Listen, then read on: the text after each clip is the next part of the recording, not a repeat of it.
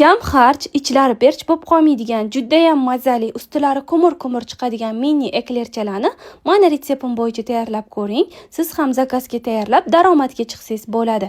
Hamma sirlarini o'rgataman. Sut, suv baravar miqdorda solinadi. Sariyog', shakarni solib, gazda eritib olib, unni solamiz va gazga qo'yib yaxshilab aralashtiramiz. Suvlari ketguncha va tegishli ozgina yopishadigan massa bo'lganda olib, sovutib, tuxumlarni solib, vinchikda yaxshilab aralashtirib turamiz. Tuxumni sekin-sekinlikda solasizlar. Lentichka uzilmaydigan holiga kelishi kerak va nasadka yordamida chiqarib olib, pastroq gradusda duxovkada pishirib olamiz. Ungacha esa temir idishlarimni baviyda yaltillatib olaman. Qaynatib, yaltiratib turaman. Har oyda shunaqa top-toza bo'ladi.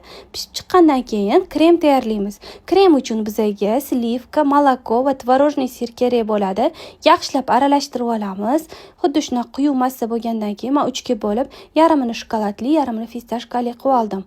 Tayyor bo'ldi. Har xil ko'rinishda qilsanglar bo'ladi. Men 2 xil ko'rinishda yasatdim. Judayam mazali chiqadi.